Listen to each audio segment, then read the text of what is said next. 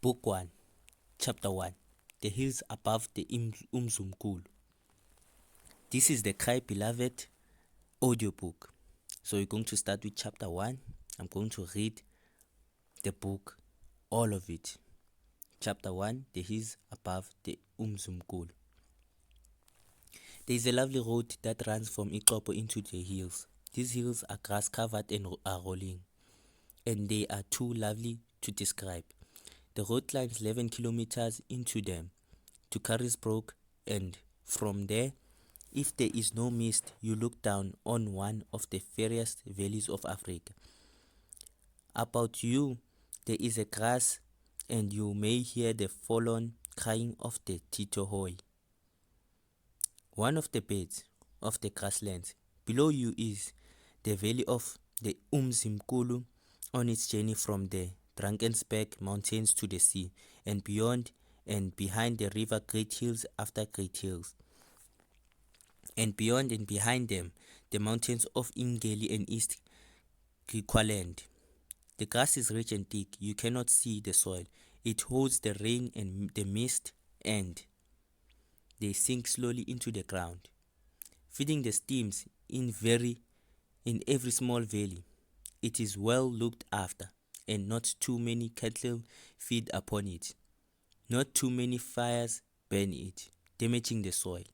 Stand upon it without shoes, for the ground is holy, being just as it come from God. Keep it, guard it, care for it keeps man, guards man, cares for man. Destroy it and man is destroyed. Where you stand, the grass is rich and thick. You cannot see the soil, but the rich green hills break down. They fall to the valley below, and falling change their nature, for they grow red and empty. They cannot hold the rain and mist, and the streams are dry in the small valleys. Too many cattle feed upon the grass, and too many fires have burned it. Do not stand upon it without shoes for.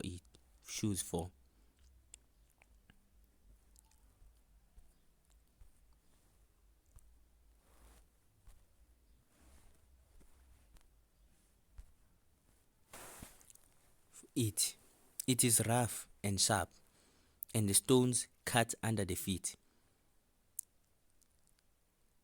It is not kept or guarded or cared for.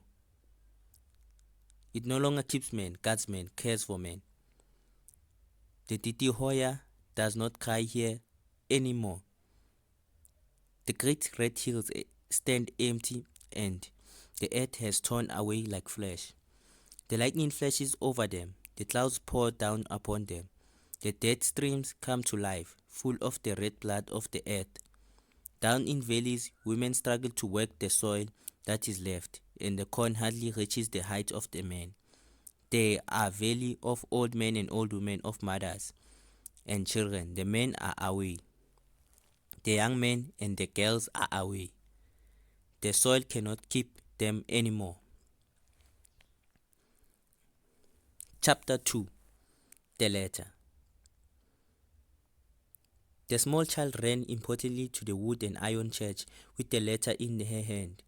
Next to the church was a house, and she knocked slyly on the door. The Reverend Stephen Kumalo looked up from the table where he was writing, and he called, "Come in."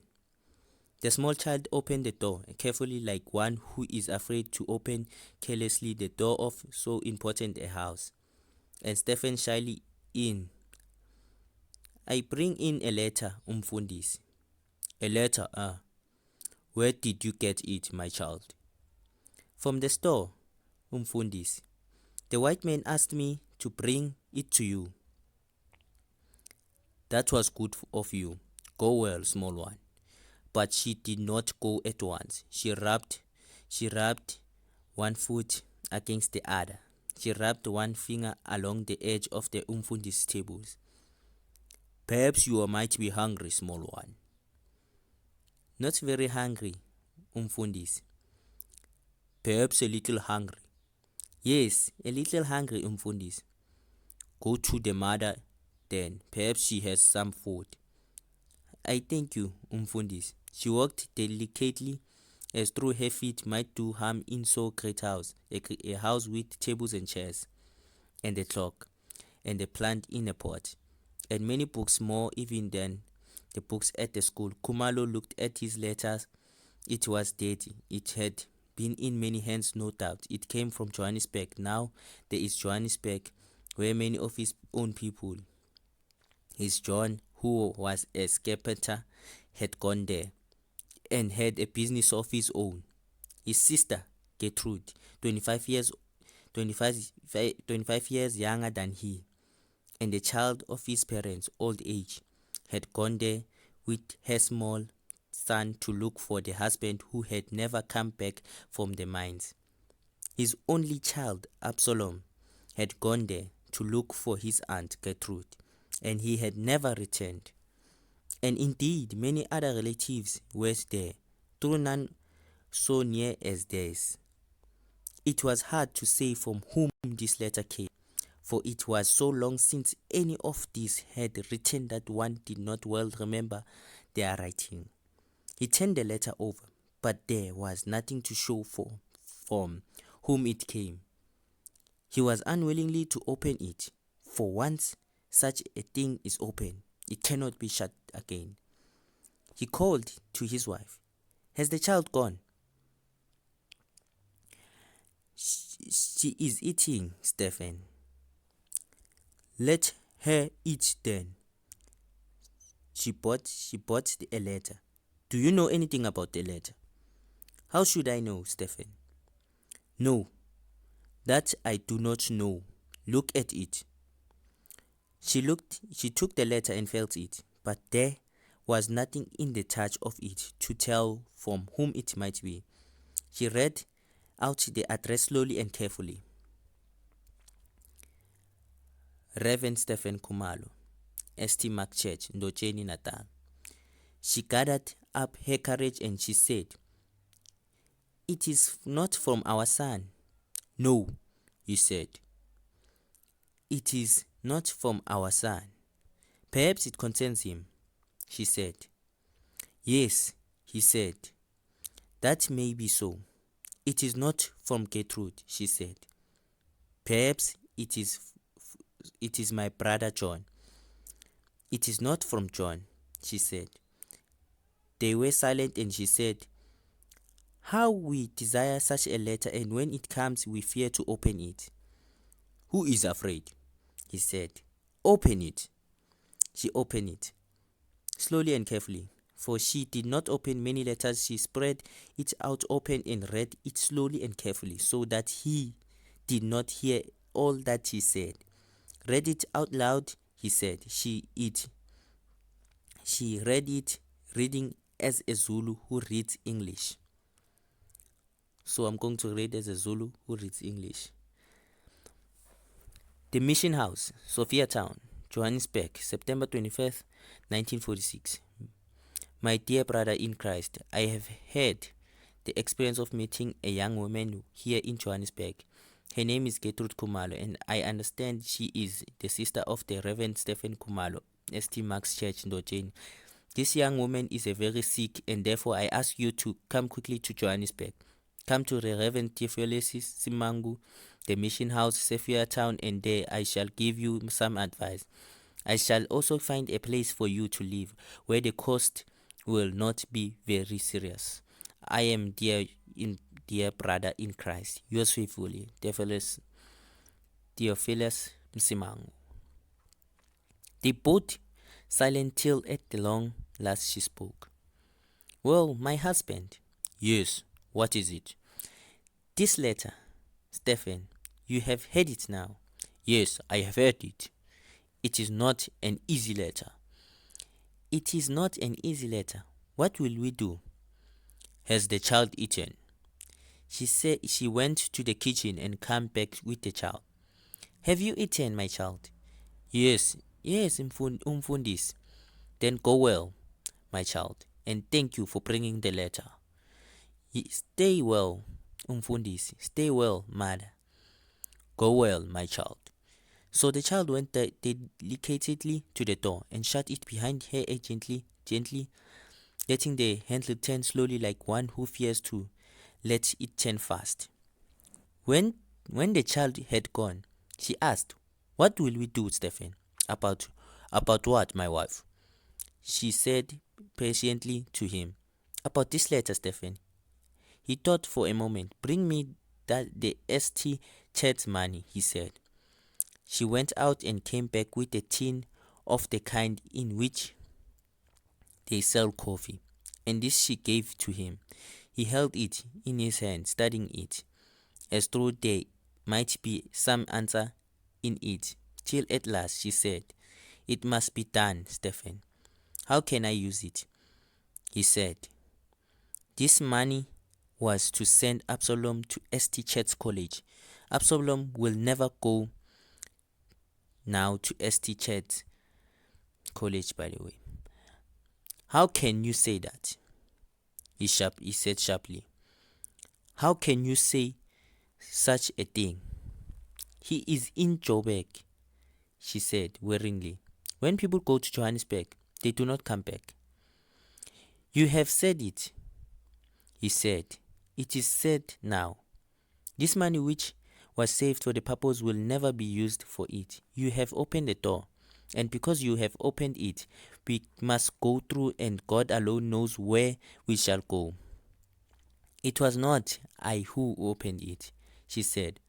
"Hans by his word, it has a long time been open, but you would not see. We had a son," he said with feeling. "Zulus have many children, but we had only one son.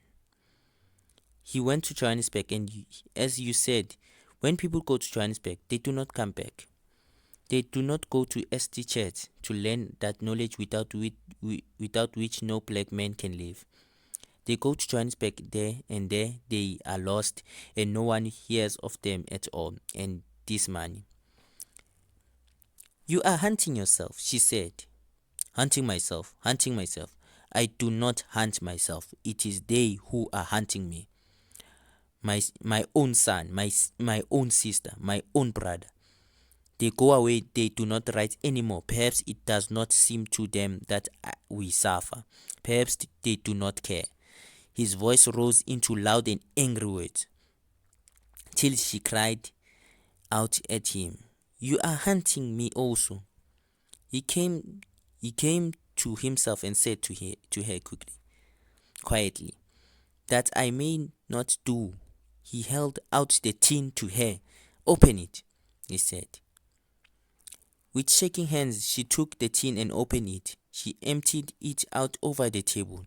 Some old and dirty notes and a flood of small change. She counted it slowly. £12, 5 shillings, 7 pence. "I shall take," he said. £8 and the shillings and pence. "Take it all, Stephen. There may be doctors and hospitals, other troubles. Take it all.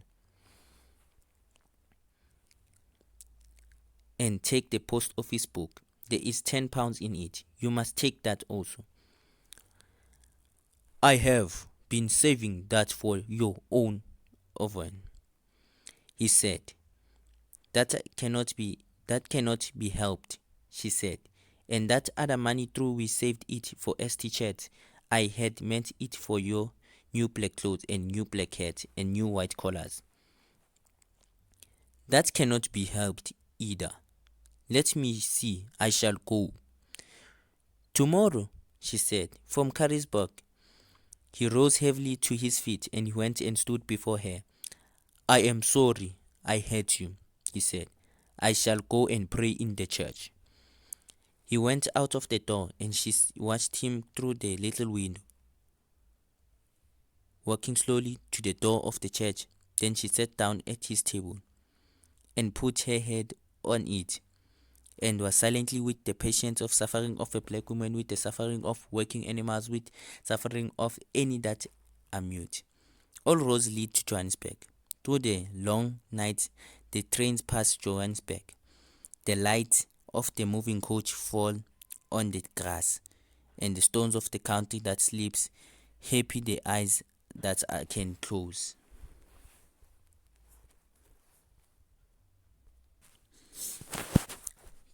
Chapter 3. Departure from Dojeni. It is interesting to wait for the train at Carisburg while it climbs up out of the Great Valley. Those who know can tell you with each whistle where it is, at what road, what farm, what river. But true Stephen Khumalo has been there a full hour before he needs. He does not listen to these things. This is a long way to go and a lot of money to pay.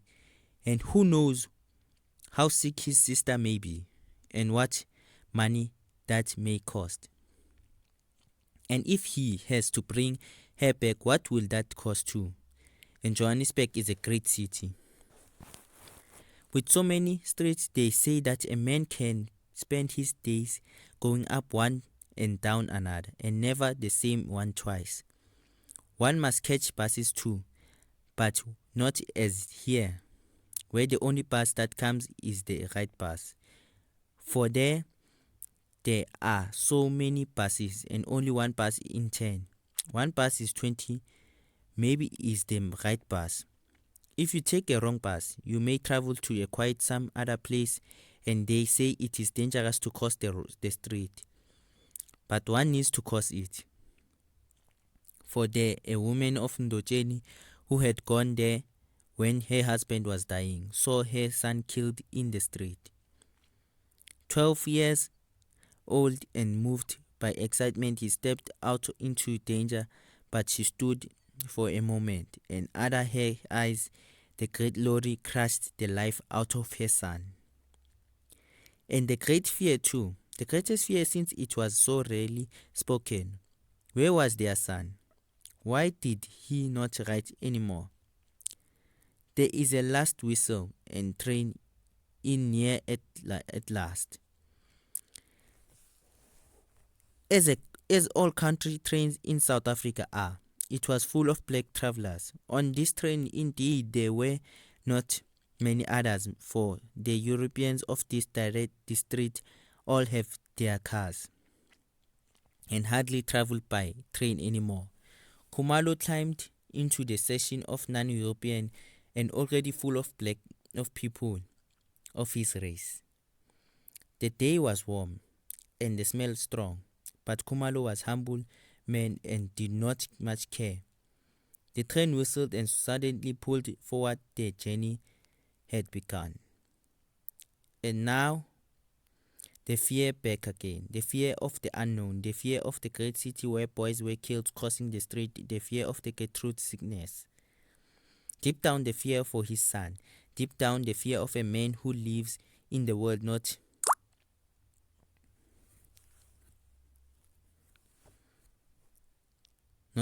made for him, whose own world is slipping away, dying, being destroyed beyond any recall.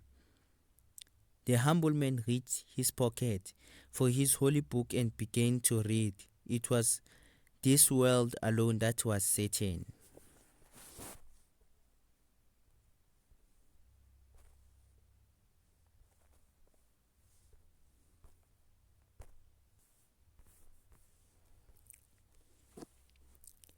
Chapter 4. Arrival in Johannesburg. The train thundered on all through the night, and Khumalo woke to the half-light before dawn. This is a new country, a strange country rolling and rolling away as far as the eyes can see. There are new names here, hard for a Zulu who speaks English, for they are in language that is called Afrikaans, a language that he has never yet heard spoken. The men sitting near him cry. The mines, for many of them are going to work in the mines. Are these mines those white flat hills in distance? That is the rock out of the mines. And Umfundisi, the gold has been taken out. How does the rock come out? We go down under the ground and dig it out, Umfundisi. And when it is hard to dig, we go away. The white men blow it out with the fire sticks. Then we come back, clear it away, we load it, and it goes up in the cage. How does it go up? It is wound up by a great wheel. There is a wheel, umfundisi. There is a wheel. A great iron structure rising into the air, and a great wheel above it. Great buildings, and steam blowing out of the pipes, and men hurrying about. An endless line of lorries, motor cars, buses, one great confusion. Is that Johannesburg? He asked. They laughed. That is nothing, they say. In Johannesburg, there are buildings so high, but they cannot describe them. Railway lines, it is in the wonder. To the left, to makes him jump in his seat. The buildings get higher, the streets more uncountable. How does one find one's way in such a confusing? It is getting dark, and the lights are coming on in the streets. One of the main points for him, Johannesburg umfundisi, he sees great high buildings. The train stops under a great roof, and there are thousands of people. Steps go down into the earth, and here is a path under the ground. Black people, white people, so many that the path is full. He comes out into a great hall and goes up the steps. And here is out in the street. The noisy is frightening. Cars and buses, one behind them, the car other. More than he has ever imagined. His heart breaks like that of a child. God watch over me, he said. He says to himself, God watch over me. A young man came to him and said, where do you want to go, umfundisi? To Sophia town, young man. Come with me, then I shall show you. He was grateful for this kindness, but half of him was afraid. He was confused by many turning that they made under the high buildings. But at last they came to the place of many buses. You must stand in the line, umfundisi. Have you your money for the ticket? Have you your money for the ticket? Quickly, urgently, as though he must show this young man that he appreciated his kindness. He put down his bag and took out his purse. He was nervous to ask how much it was and took £1 from the purse. Shall I get you the ticket for you, umfundisi? Then you need not to lose your place in the line while I go to the ticket office. Thank you, he said. The young man took the pound and walked a short distance to the corner. As he turned it, Khumalo was afraid. The line moved forward and he with it, and again forward. And soon he must enter a bus, but still he had no ticket. He left the line and walked to the corner, but there was no sign of the young man. He sought courage to speak to someone and went to an elderly man, decently cleaned, dressed. Where is the ticket office, my friend? What ticket office, umfundisi? For the ticket for the bus. You get your ticket on the bus. There is no ticket office. The man looked at the decent man, and the priest spoke to him respectfully. I gave £1 to a young man, he said, and he told me he would get my ticket at the ticket office. You have been cheated, umfundisi. Can you see a young man? No. You will not see him again. Look, come with me. Where are you going, Sophia town? Yes, Sophia town. To the mission house. Oh yes, I know it well. I shall come with you myself. Do you know the Reverend Simangu? Indeed, I have a letter from him. They again took the last place in the line.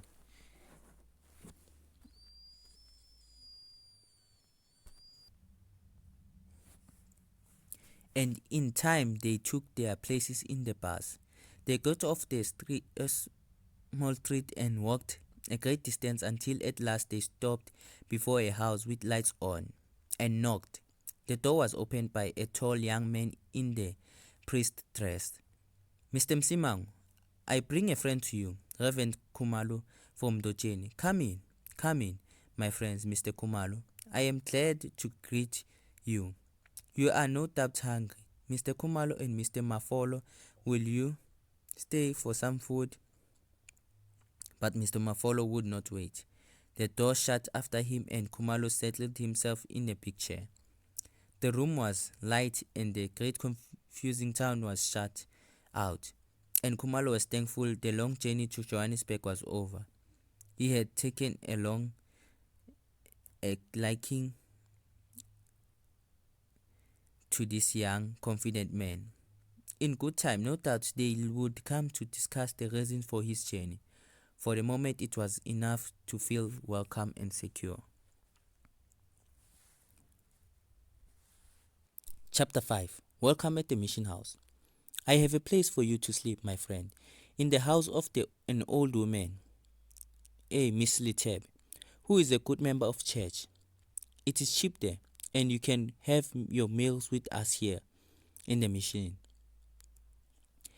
They went into a room where a table was laid, and he met many priests, both black and white. And they sat down after a prayer and ate together. He sat next to the young rosy-cheeked priest from England, who asked him where he came from and what it was like there. And another black priest cried out, I am also from Iqop. My friend and my father and mother are still alive there. How is it there? And he told them all about these places, of the great hills and valleys of that far country, and their love of them must have been in his voice, for they were all silent and listened to him. He told them, too, of the sickness of the land, and how the grass had disappeared, how it was the land of old men and women, and mothers and children, how the corn hardly grew to the height of the man, how the tribe was broken, and the house broken, and many men broken, how when they went away many never came back, many never wrote any more. How this was true not only in Dojen but also in many other districts, but of Gertrude and Absalom he said nothing. So they all talked about sickness of the land, of the broken tribe and the broken house, of the young men and young girls who went away and forgot their customs and lived loose and lazy lives. They talked of criminals and how white Johannesburg was afraid of black crime. One of them went and got him a newspaper, the Johannesburg Mail, and showed him in large black letters. Old couple robbed and beaten in lonely house and 4 natives arrested. That happens nearly every day, he said. And it is not only the Europeans who are afraid. We are also afraid right here in the Sophia town. It was not long ago that a gang of these youth attacked one of our African girls. They took her bag and her money and would have done worse to her, but people came running out of the house. You will learn much here, said the rosy-cheeked priest. It is not only in your place that there is a distraction, but we must talk again. Msimangu took Kumalo to his own home, and when they had set themselves down, Kumalo said to him, You will pardon me if I hurry you, but I am anxious to hear about my sister. Yes, said Msimangu. I am sure you are anxious. You must think I am thoughtless. But you will pardon me if I asked you first, why did she come to Johannesburg? She came to look for her husband, who went to work in the mines. But when his time was up, he did not return, nor did he write at all. She did not know if he were dead perhaps. So she took her small child and went to look for him. Then because Msimangu did not speak, he asked anxiously, Is she very sick? Msimangu said seriously, Yes, she is very sick. But it is not that kind of sickness. It is another and worse kind of sickness. I sent for you firstly because she is a woman that is alone, and secondly because her brother is a priest. I do not know if she ever found her husband, but she has no husband now. It would be truer to say that she has many husbands, Khumalo said. My God, oh my God. She lives in Clement, not far from here. It is one of the worst places in Johannesburg. After the police have been there, you can see the liquor running in the streets. You can smell it. You can smell something, nothing else. Wherever you go in that place, this is a bad liquor here, made strong with all manner of things that our people have never used. And that is her work. She makes, sells it. I shall hide nothing from you. Though it is painful for me. These women sleep with any man for their price. A man has been killed at her place. They bet and drink and fight. She has been in prison for more than once. He leant back in his chair and moved a book forward and backward on the table. This is terrible news for you, he said. Khumalo nodded without speaking. At last Khumalo said, where is the child? The child is there, but it is no place for a child. And that too is why I sent for you. Perhaps if you cannot save the mother, you can save the child. Where is the place? It is not far from here. I shall take you tomorrow. I have another great sorrow. But then he tried to speak and could not. So Msimango said to him, take your time, my brother. It is not easy. It is our greatest sorrow. A son, maybe, or a daughter. It is a son. Absalom was his name. He said he too went away to look for my sister, but he never returned. Not after a while he wrote any more. Our letters, his mother's and mine, all came back to us, and now after what you tell me, I am still afraid. We shall try to find him, my brother. Perhaps your sister will know. You are tired, and I should take you to the room I have got for you. They rose, and Khumalo said, it is my habit to pray in the church. Maybe you will show me. It is on my way, Khumalo said humbly. Maybe you will pray for me. I shall do it gently, my brother. I have, of course, my work to do, but so long as you are here, my hands are yours. You are kind. Sometimes in his voice must have touched Msimango, for he said, I am not kind. I am sinful man, but God put his hands on me. That is all. He picked up Khumalo's bag, but before they reached the door, Khumalo stopped him. I have one more thing to tell you. I have a brother also here in Johannesburg. He too does not write anymore. John Khumalo, the carpenter. Simangu smiled. I know him, he said. He is too busy to write. He is one of our great politicians. A politician? My brother. My brother? Yes, he is a great man in politics. Msimangu paused. I hope I shall not hurt you further. Your brother has no use for the church anymore. He says that what God has not done for South Africa, man must do. That is what he said. This is a bitter journey. I can't believe it. Sometimes I hear what will Bishop say when he hears one of these priests. What can Bishop say? Something is happening that no bishop can stop. Who can stop these things from happening? They must go on. How can you say so? How can you say that they must go on? They must go on, said Msimangu. Seriously. You cannot stop the world from going on, my friend. I am a Christian. It is not my heart to hate the white man. It was a white man who brought my father out of darkness. But you will pardon me if I talk frankly to you. The problem is not that things are broken. The problem is that they are not prepared again. The white man has broken the tribe, and it is my belief that it cannot be repaired again, but the house that is broken and the man that falls apart. When the house is broken, these are terrible things. That is why children break the law, and old white men robbed and beaten. He passed his hand across the top of his face. It suited the white man to break the tribe, but it has not suited him to build something in the place of his broken.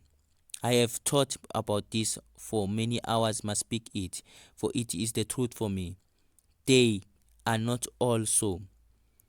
There are some white men who give their lives to build what is broken, but they are not enough. They are afraid that it is the truth. It fears that rules this land.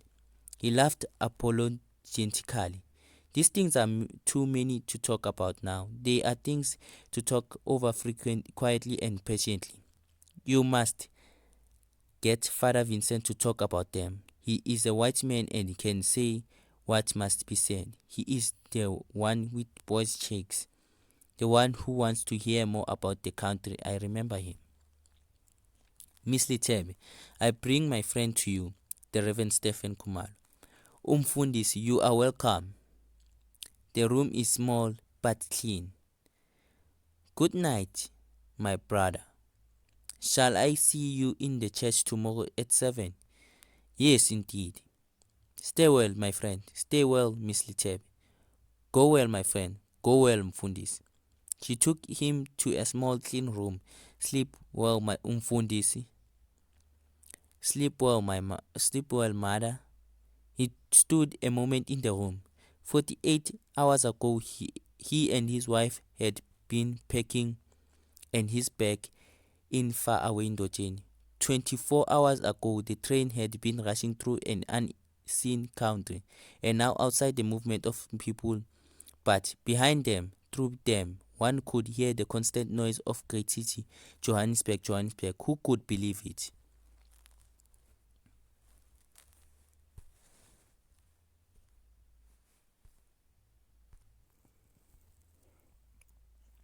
Chapter 6. Claymont, the rubbish pile of the city. It is not far to Claymont. They lie together. Sophiatown, where anyone may own property. The Western Native Township and the Claymont, the rubbish pile of the Pound City. These three lie between two European districts, so they walked till they come to the Claymont, and Kumalo was shocked by its state. How close together the houses were, and the rubbish in the street. Do you see that woman, my friend? She is one of the liquor sellers. They say she is one of the richest of our people in Johannesburg. And these children asked Kumalo, why are they not at school? Some because they do not care, and some because their parents do not care, but many because the schools are full. But here is the house. Will you go in alone? It would be better. When you are ready, you will find me next door. There is a woman of our church there, a good woman who tries with her husband to bring up good children. But it is hard in this place. Kumalo stands alone before the door. There is a laughter in the house, the kind of laughter of which one is afraid. Perhaps because one is afraid already, perhaps because it is the truth bad laughter. A woman's voice and man's voice. But he knocks and she opens. It is I, my sister. Have no doubt, it is fear in her eyes. She steps back and makes no move towards him. She turns and says something that he cannot hear. Chairs are moved and other things are taken. She turns to him. I am making ready, my brother. They stand and look at each other. He anxiously, she's afraid. She turns and looks back into the room. A door closes and she says, come in, my brother. Only then does she reach out her hand to him. It is cold and wet. There is no life in it. They sit down. She is silently upon her chair. I have come, he said. It is good. You did not write. No, I did not write. Where is your husband? I have not found him, my brother. But you did not write. That is true indeed. Did you not know we were anxious? I had no money to write, not 2 pence of stamp. She does not answer him. She does not look at him. But I hear you are rich. I am not rich. I hear you have been in prison. That is true indeed. Was it for liquor? She comes suddenly to life. She must do something. She cannot keep so silent. She tells him she was not guilty. There was some other woman. You stayed with this woman? Yes. Why did you stay with such a woman? I had no other place. And you helped her with her trade? I had to have money for the child. Where is the child? She looks around. She gets up and goes to the yard. She calls, but the voice that was once so sweet has a new quality in it, the quality of the laughter that he had in the house. She revealed herself to him. I have sent for the child, she said. Where is it? It shall be fetched, she says. Her eyes show she is uncomfortable. The anger rises up to him. Where shall I sleep? He asked. The fear in her eyes is clear. Now she will reveal herself, but his anger masters him. He does not wait for it. You have shamed us, he says in a low voice. A liquor seller, a woman of street with a child, you do not know where it is. Your brother a priest. How could you do this to us? She looks at him. I have come to take you back. She falls on the floor and cries. Her cries become louder and louder. She has no shame. They will hear us, he says, and she tries to control her crying. Do you wish to come back? She nods her head. I do not like Johannesburg, she said. I am sick here. The child is sick too. Do you wish with your heart to come back? She nods her head again. She cries too. I do not like Johannesburg, she says. She looks at him helpless, and his heart beats faster with hope. I am a bad woman, my brother. I do not deserve to go back. His eyes filled with joy, with tears. His deep gentleness returns to him. God forgive us, he says. Who am I not to forgive? Let us pray. They knelt down and he prayed. Then peacefully they set hands in hand. And now I asked for your help, he said. Our child, have you not heard of him?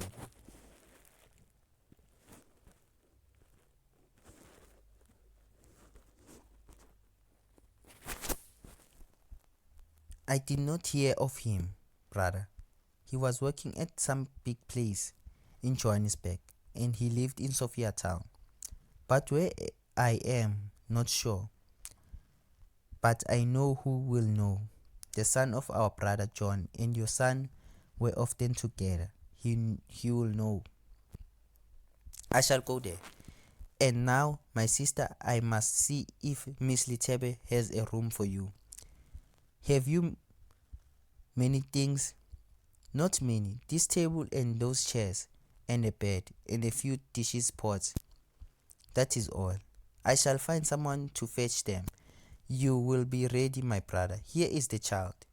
Into the room come a little boy, his sister's son. His clothes were dirty and his nose were dirty. And he put his finger in his mouth and looked at his uncle out of wide eyes. Khumalo lifted him up and wiped his nose clean and kissed him. It will be better for the child, he said. He will go to a place where the wind blows and where there is a school for him. It will be better, she agreed. I must go, he said. There is much to do. He fetched her with the lorry that afternoon while a crowd of interested neighbors discussed the affair loudly. Openly, he was glad when the lorry was loaded and they left. Miss Litebe showed them their room and gave the mother the child their food. And that night they held prayers, Khumalo, Miss Litebe and Gertrude. Khumalo himself was light-hearted, like a boy, more so than he had been for years. One day in the Johannesburg, and already the tribe was being brought together again, the house and the soul restored. Chapter 7. John Khumalo. Gertrude's dress, even though she might once have been rich, was dirty and made him ashamed. Although his money was a little, he bought her a red dress, also a shirt and a pair of short trousers for the boy. In his pocket was his post office book, and there was £10. There was he and his wife were saving to buy the oven for that. Like any other woman, she had long been waiting to have. To save £10 from a salary of £8 a month takes much patience and time, especially for a priest who must dress in good black clothes. It was a pity about the £10, but it would sooner or later have to be broken into. Strange that she had saved nothing from her said employment, which brought in much money it was. Gertrude was helping Miss Litebe in the house, and he could hear her singing a little. The small boy was playing in the yard, the sun was shining, and even in this great city, there were birds singing. But there was Msimangu coming up the street, so Khumalo put aside the letter he was writing to his wife. "Are you ready, my friend?" "Yes, I am ready." They walked up to the street and down another, and up yet another. It was true that they said that you could go up one street and down another till the end of your days, and never walk the same one twice. "Here is your brother's shop. You see his name. Shall I come with you?" "Yes, I think it would be right." His brother John was sitting there on a chair talking to two other men. He had grown fat and sat with his hands on his knees like a chef. His brother he did not recognize, for the light from the street was on backs of his visitors. "Good morning, my brother." "Good morning, sir." "Good morning, my own brother, son of our mother." John Khumalo looked closely at him and stood up with a great welcoming smile. "My own brother, well, who can believe it? What are you doing in Johannesburg?" Khumalo looked at his visitor and came on business. He said, "I am sure my friend will excuse us." The two men rose and they all said they stay well and go well. "Do you know the Reverend Simangu, my brother?" Well, everybody knows the Reverend Simangu." "Sit down, gentlemen. I think we must have some tea." He went to the door and called into the place behind. "Is your wife Esther well, my brother?" "Johannesburg." John Khumalo smiled his friendly, knowing smile. "My wife, Esther, has left me these 10 years, my brother." "And have you married again?" Well, not what the church calls married, you know, but she is a good woman." "You wrote nothing of this, brother." "No, how could I write? You people in Dojen do not understand the way life is in Johannesburg. I thought it better not to write. But I do not understand. How is life different in Johannesburg?" Well, that is difficult. Do you mind if I speak in English? I can explain these things better in English." "Speak in English, then, brother." "You see, I have had an experience here in Johannesburg. It is not like Ndojeni. One must live here to understand it." He looked at his brother. "Something new is happening here," he said. He did not sit down, but began to speak in strange voice, and he walked about. "Down in Ndojeni, I am nobody. Just as you are nobody, my brother. I am subject to the chief, who is an uneducated man. I must show respect to him, but he is an uneducated man. Here in Johannesburg, I am a man of some importance, of some influence. I have my own business. When it is good, I can make 10, 12 pounds a week." He was not speaking to them. He was speaking to people who were not there. I do not say we are free here. I do not say we are free as men should be. But at least I am free of the chief. At least I am free of an old and foolish man who is nothing but a white man's dog. He is a trick to hold together something that the white man desires to hold together. He smiled his knowing smile, and for a moment spoke directly to his visitors. But it is not being held together, he said. It is a breaking apart. Your tribal society, it is here in Johannesburg that the new society is being built.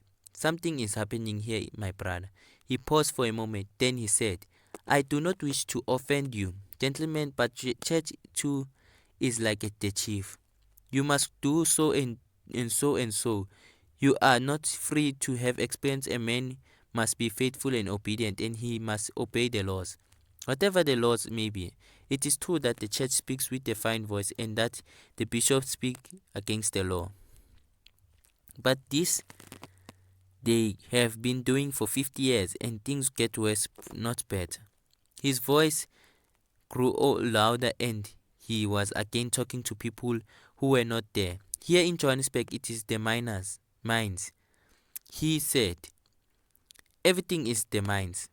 These high buildings, the beautiful city with his beautiful house, all this built with the gold from the mines. This beautiful hospital for Europeans is built for the gold with the gold from the mines. There was a change in his voice. It became louder, like the voice of bull or a lion. Go to our hospital, he said, and see our people lying on the floors. They lie so close you cannot step over them. But it is they who dig the gold. For 3 shillings a day. We come from our tribes, from all over South Africa. We live in the compound. We must leave our wives and families behind, and when the new gold is found, it is not we who will get more for our labor. It is the white men who became rich. They go mad when new gold is found. They bring more of us to live in the compounds, to dig under the ground for 3 shillings a day. They do not think here is a chance to pay more for our labor. They think only here is a chance to build a bigger house and buy a bigger car. It is important to find gold. They say for all South Africa is built on the mines. His voice grew deep. Was like a thunder that was rolling. But it is not built on the mines, he said. It is built on our banks, on our hard work. Every factory, every theatre, every beautiful house, they are all built by us. And what does a chief know about that? But here in Johannesburg, they know. He stopped and was silently, and his visitors were silent too. For there was something in his voice that forced one to be silent. And Stephen Khumalo stayed silent, for this was a new brother that he saw. John Khumalo looked at him. The bishop says it is wrong, he said, but he lives in a big house. His white priest gets 4, 5, 6 times what you get, my brother. He sat down and took out a large red cloth to wipe his face. That is my experience, he said. That is why I no longer go to the church. And that is why you did not write anymore. Well, it could be the reason. That and your wife Easter. Yes, both perhaps. It is hard to explain in a letter. Our customs are different here. And Simangu said, are there any customs here? Johannesburg, John Khumalo looked at him.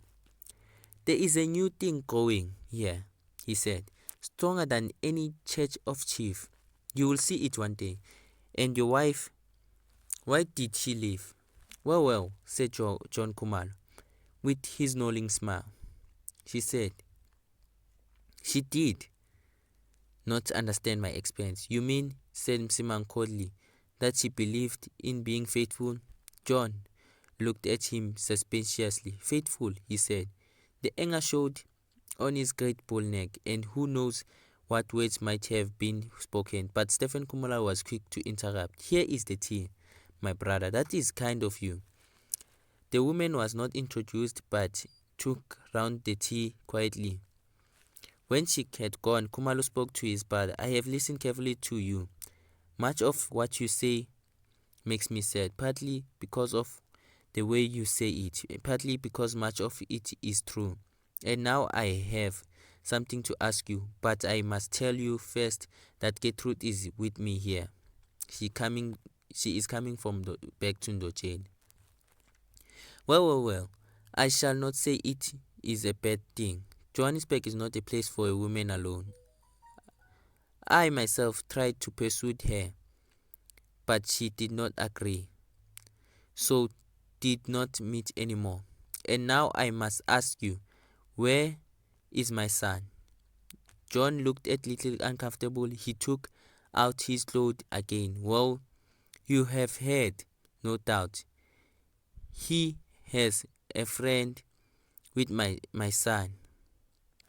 Well, you know how these young men are. You see, my son did not agree well with his second mother. Many times I tried to arrange matters, but I did not succeed. So he said he would leave. He had a good work. So I did not stop him, and your son went with him." "Where, my brother?" "I do not know exactly, but I heard that they had a room in Alexander." "Now wait a minute. They were both working for a factory, I remember, and Don Fontaine Company in Cruise Street. They said their goodbyes and went out into the street. There you have heard it," said Msimang. "He is a big man. In this place your brother, his shop is always full of men, talking as you have heard. But they say you must hear him at a meeting. He and Tubala, they say he speaks like a bull and makes noise in his throat like a lion, and could make men mad if he wanted to. But for that they say he has enough courage, for he would surely be sent to prison. I shall tell you one thing," Simang continued. "Because the white man has power, we too want power. But I see only one hope of our country, and that is when white men and black men, desiring neither power nor money, but desiring only the good of their country, come together to work for it. And I have one great fear in my heart, that one day when the white man has turned to loving, he will find we have turned to hating. But this is not the way to get in Don Fontaine," he said. "Come, let us hurry." But they were not successful in Don Fontaine. Although the white men were kind to them and said that when Absalom Kumar left the factory some 12 months before, he was staying with the Miss Ndela at 105 N Street, Sophia Town. So they returned to Sophia Town, indeed found Miss Ndela at 105 N Street, but Absalom was not there.